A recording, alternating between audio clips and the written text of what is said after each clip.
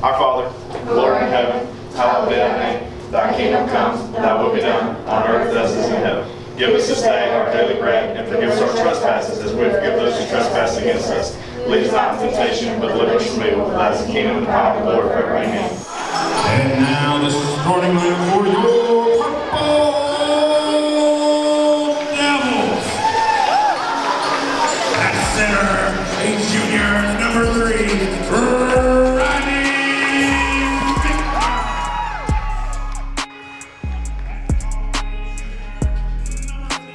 Listen to me, you're better than every team on your schedule.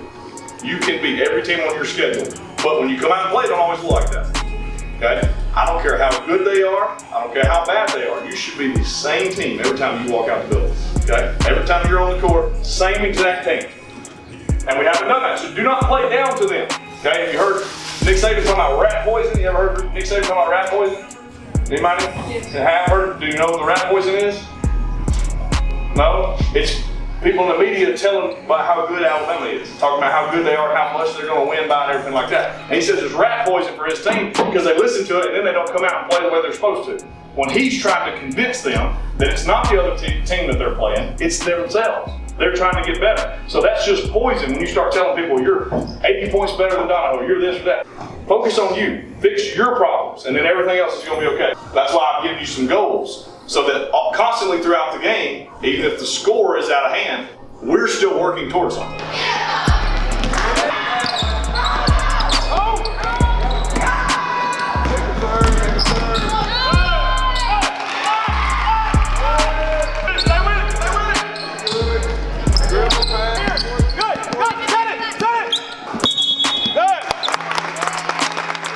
Hey, you get what I'm saying? No reason to guard that. Let her throw it.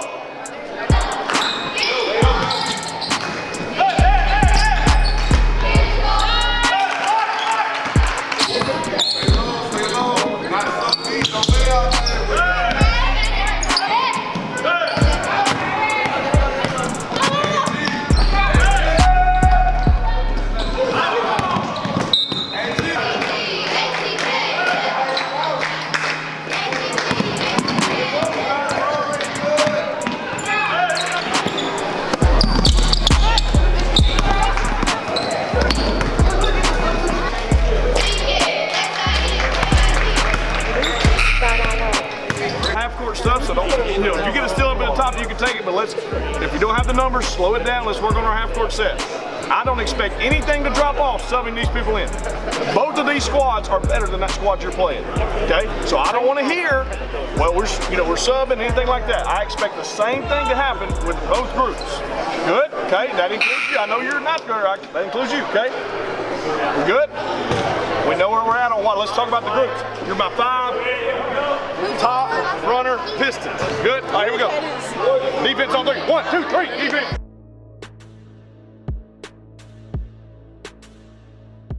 I would say that there are a lot of differences coaching girls and boys. Every team that you coach, you build a bond with, whether it be boys or girls. I would say that the bond is different with girls teams. I would say there's a lot of things that you do outside of basketball with girls teams that boys teams don't typically push to do. I'll also say that the way that you coach a girls team is a little different. I feel like they're very good about buying into a system, and they trust in you a lot more than a lot of boys teams would. I feel like boys, sometimes when you coach them, they're questioning whether what you're saying is the right thing or not, and I feel like girls just have this belief in you that what you're saying is right, whether it is or not. So it kind of puts a lot of pressure on you to be right because they're assuming that you are.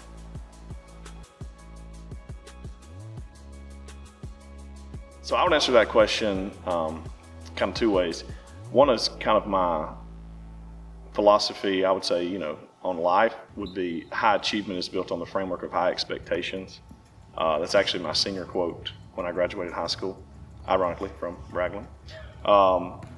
So I believe in order for a team to be successful, they have to know that you believe that they're going to be successful, that you expect them to be successful, and ultimately you want them to believe that they can be successful and to begin expecting that of themselves.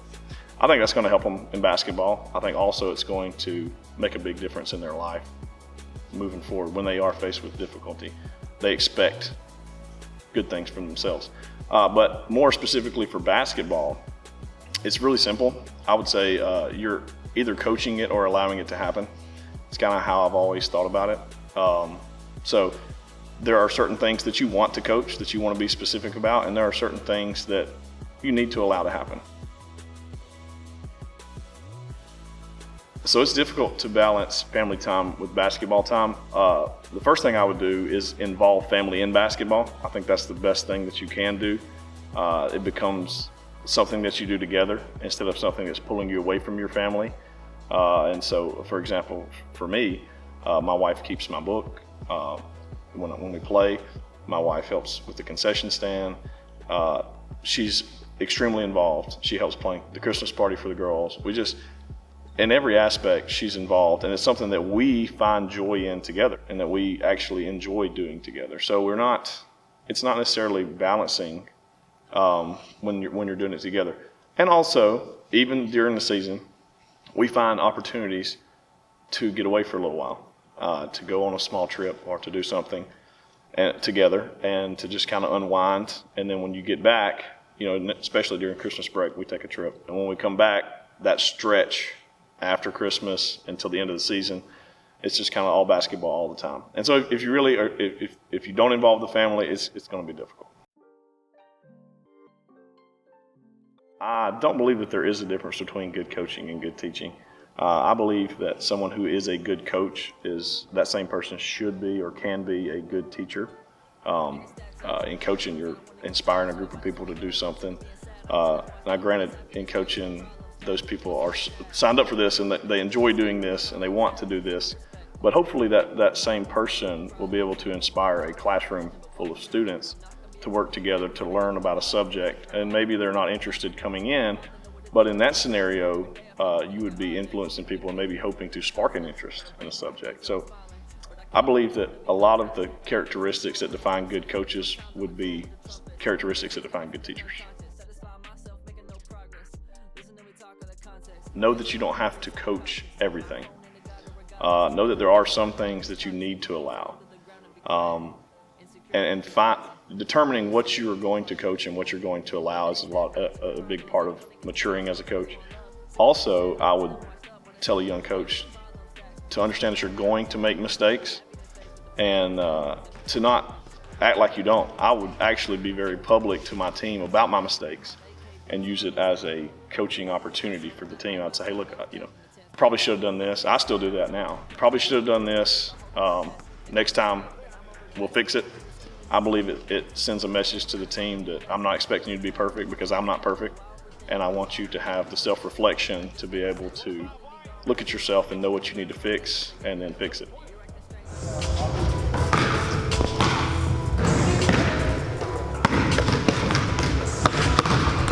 It came off, yeah. You pushed it. I can see it coming off. Even the rotation all the time. Hey, make sure you're using this as your water break, Susan. We don't have another one. This is your water break. So for a good basketball practice, I believe you need a lot of incentives. I want to incentivize things, good and bad. Things that I want us to do well. I want to reward the players when they do those things. And things that we want to limit, then I want to make some type of, I don't want to use the word punishment, but make there be some type of negative consequence associated when that thing happens.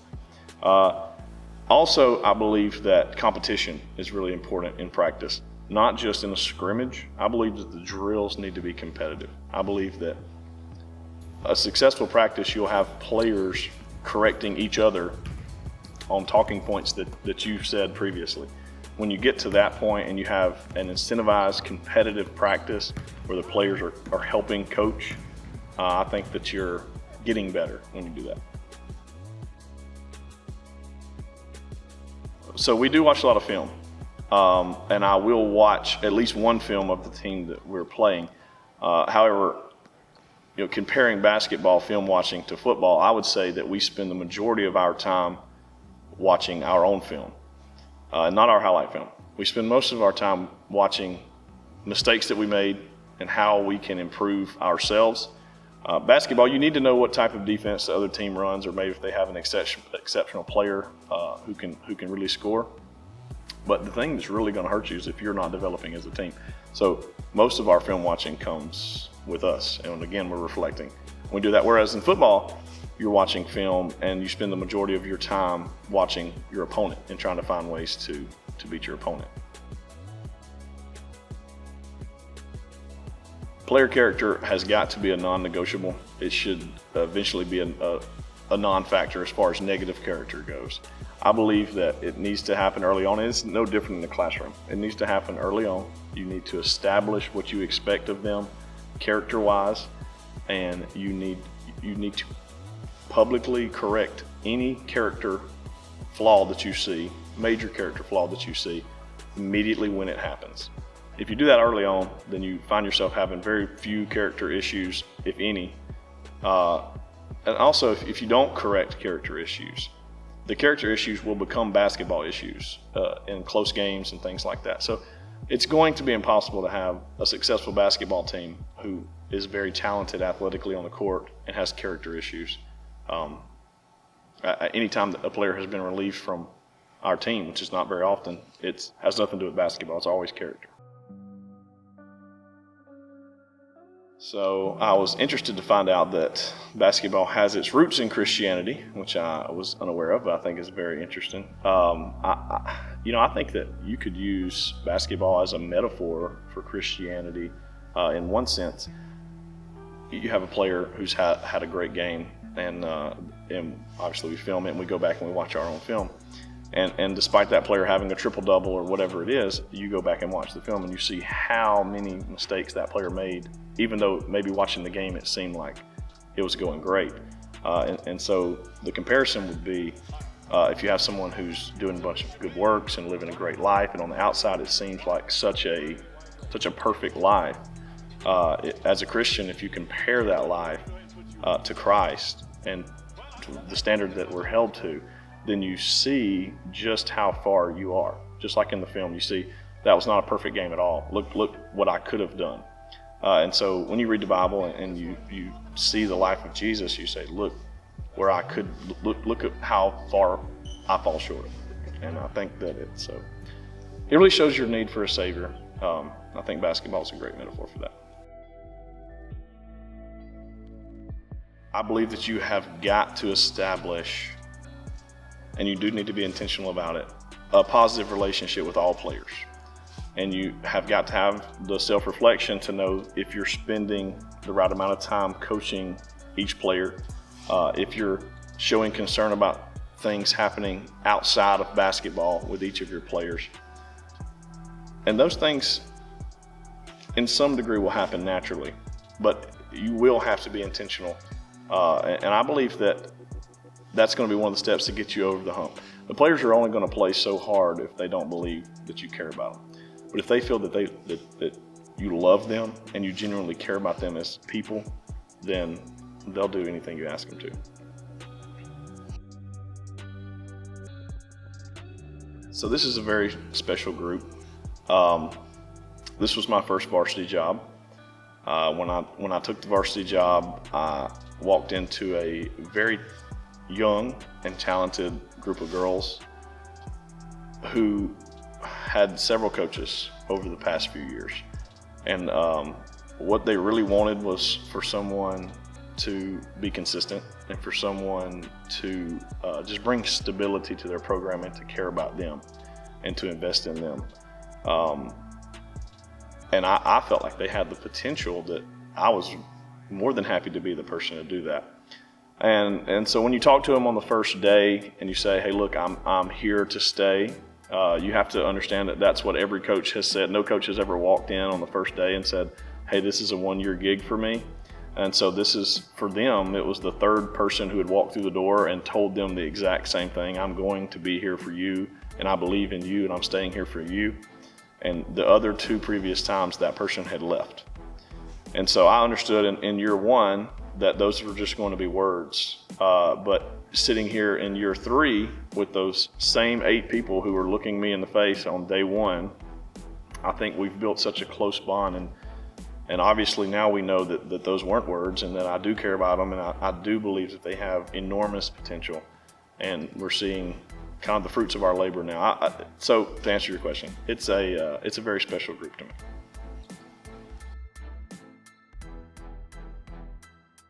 Well, I've kidded and said that I bleed purple, and there may be some truth to that. So I came to Ragland in 4th grade. My grandmother was a librarian. My mother taught here. At one point, I taught here with my grandmother and my mother. I met my wife here in 4th grade, began dating her in 8th grade. Went to prom here, played, lots of sports here, and eventually got married here, go to church here. And so Ragland is more than home. It is home, but it's more than home. It's very special to me. I was fortunate enough to get a job here my 2nd year, and it was something that didn't take a lot of thought.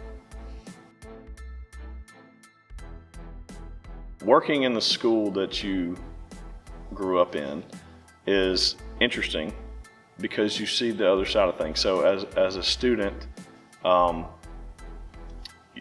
maybe you complain about certain things, or you complain about certain teachers or certain situations, and maybe you don't understand why things are the way that they are.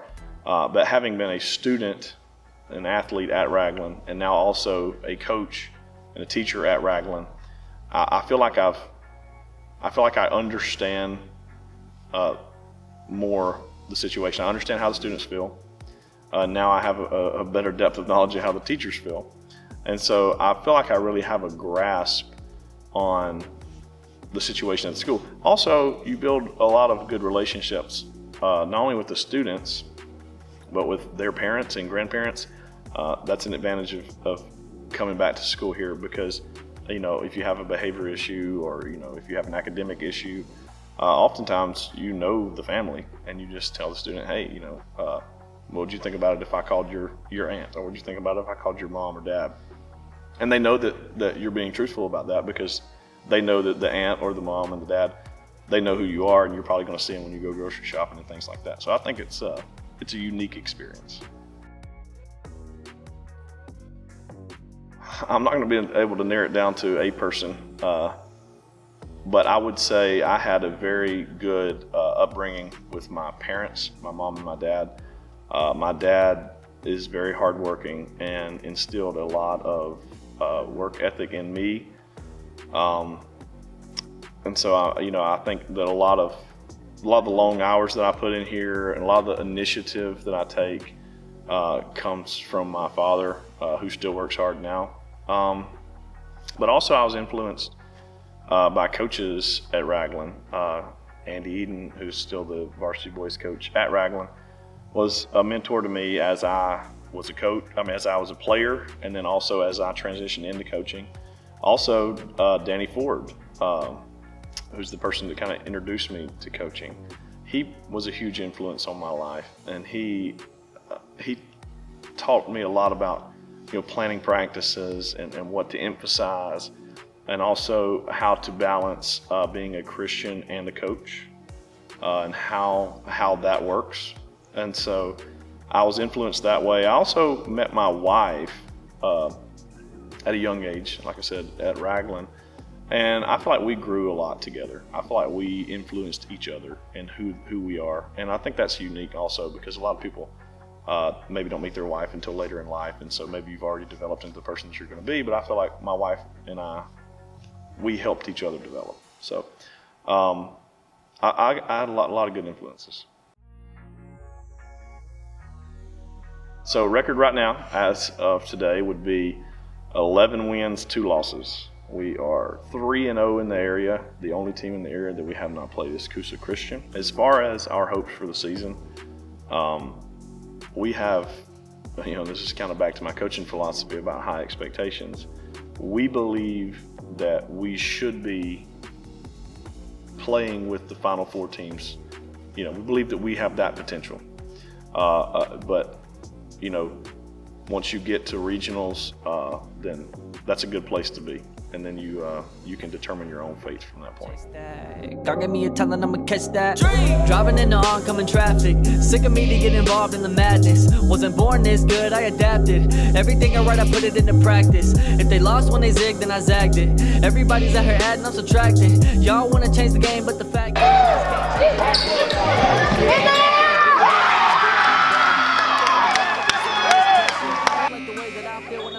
I think I like being sad better. Me and myself are not chasing this dream.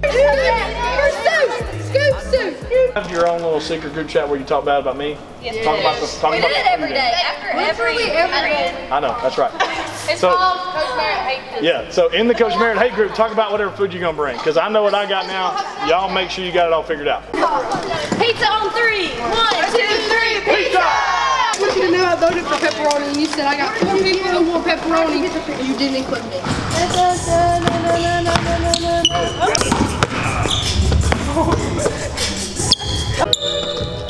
Darn it.